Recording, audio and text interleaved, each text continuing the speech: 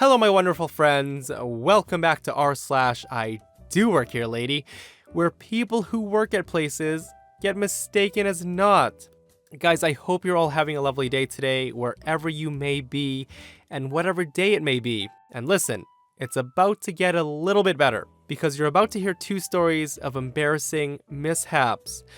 The first story is emailed to me by a lovely subscriber, and it's about the time his employee trash-talked his business right in front of him, not knowing that he's the owner, which is a big oof.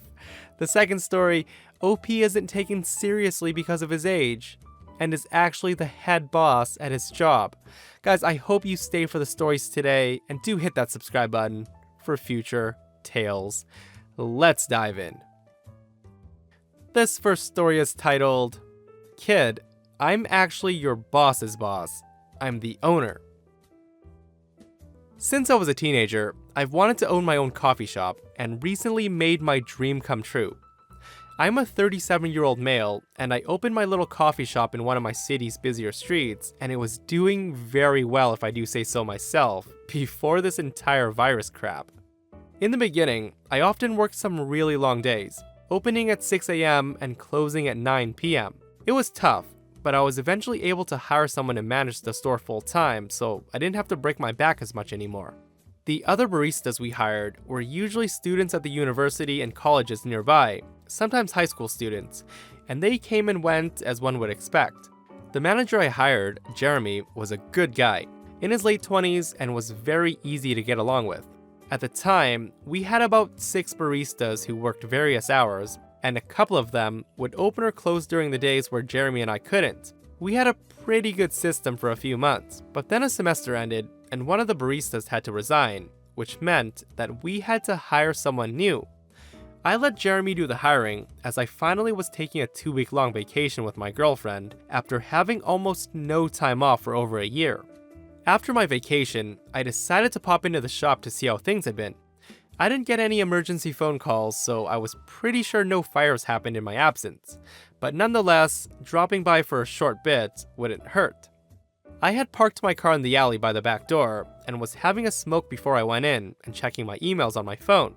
I was just hanging out when the back door opened, and this scrawny little kid, who I later found out was in high school, came out pushing a cart full of cardboard boxes and garbage bags. I didn't recognize the kid, so I figured he must be the new guy that Jeremy hired.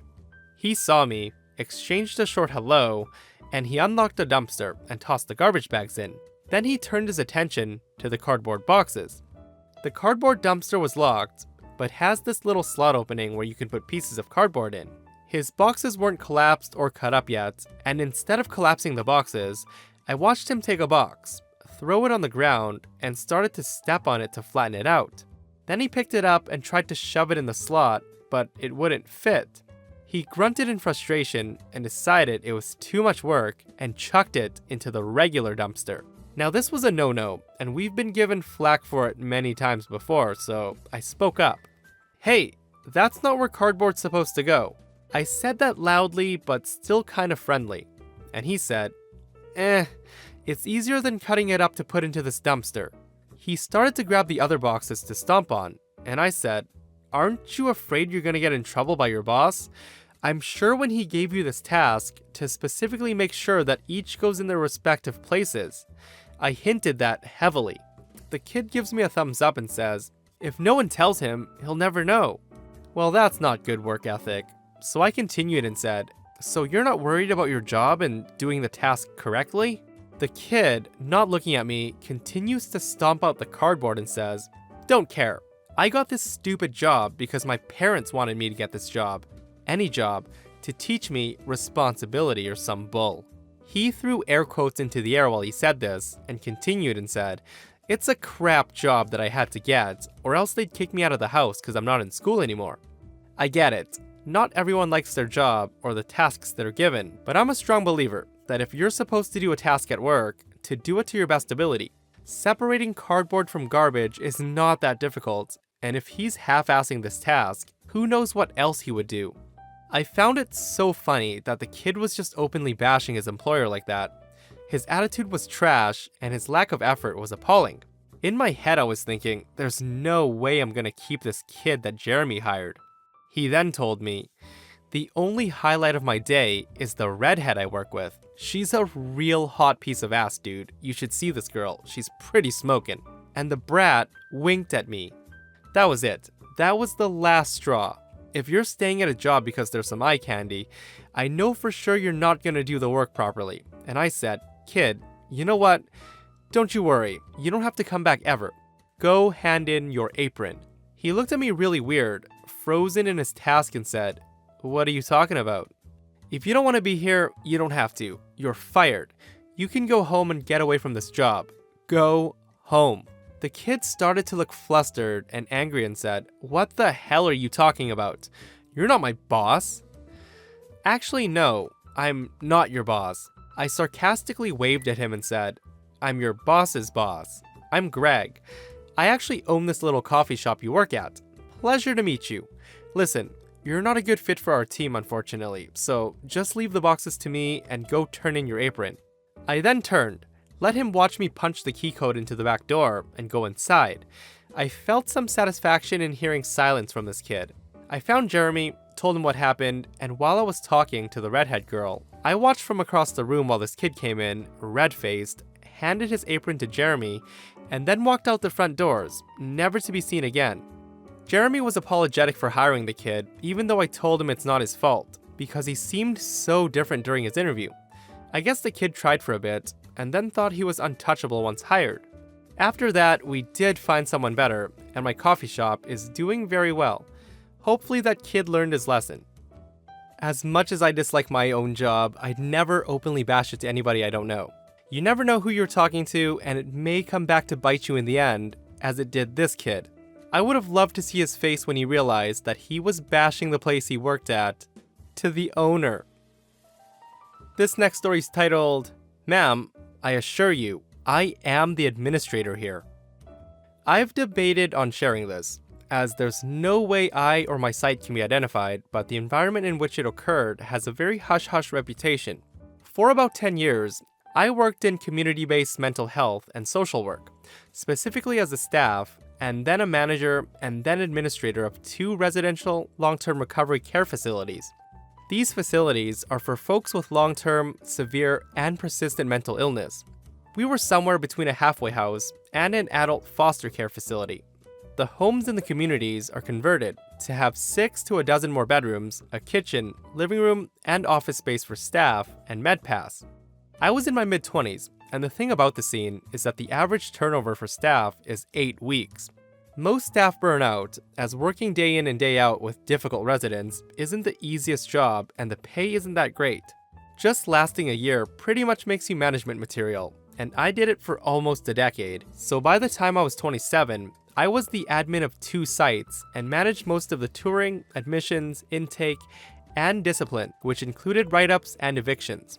Not everyone takes the kid in the blue jeans and a Mastodon t-shirt seriously, but it was fine with me. So the story begins. I did your usual admission tour with a mom and her son, as she was trying to get him out of her own home as he was smoking a lot of pot, drinking nearly every night to blackout, and generally being verbally and physically abusive to her and the family.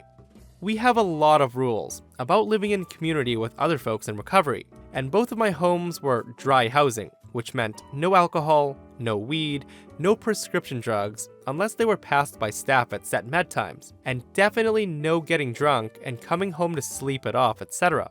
There were also pretty strict rules about how you treat the other residents for obvious reasons. During the tour, the son is already being abusive towards his mother and rude to me and my house manager. My house manager, Lars, which is not his real name, was a little bit older, probably mid-50s at the time, a little taller than me, and had the cool dad quality that I needed in a house manager.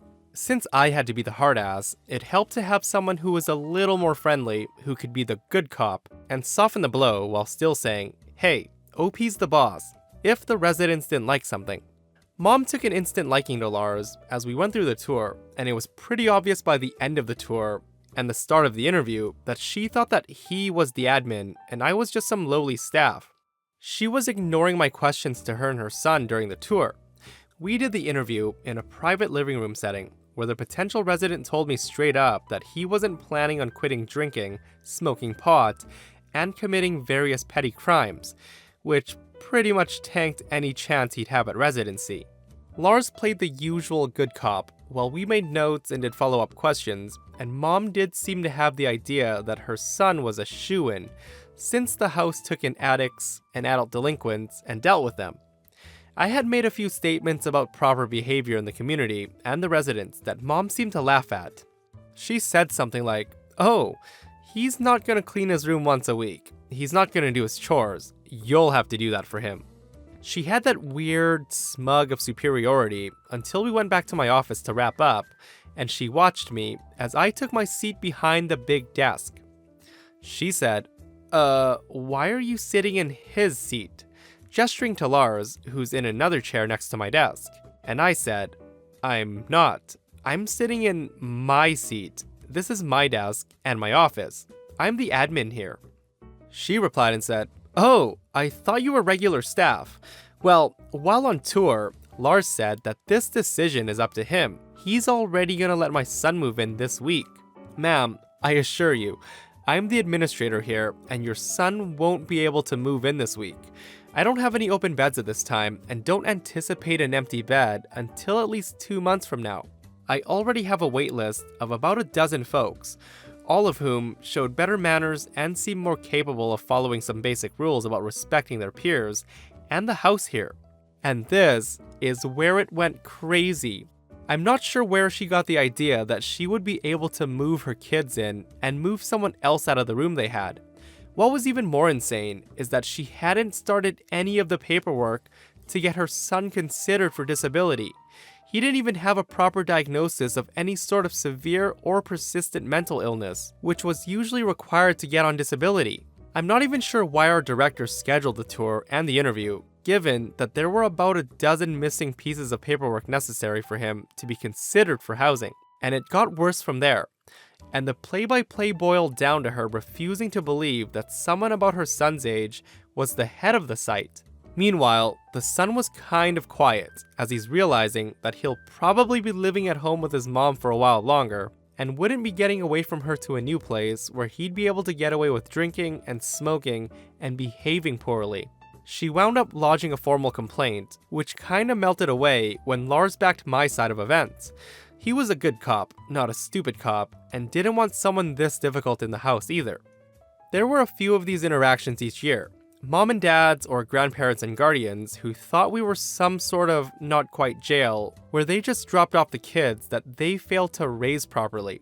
I don't say that to bash individuals with true severe persistent mental issues, and obviously some of these folks had issues, but it was always a weird blend of sadness and frustration when these parents seemed to think that we'd just moved them in that afternoon without a thorough vetting process. You know what, I can see how she thought that Lars was in charge. He was much older and probably didn't wear jeans and a Mastodon t-shirt.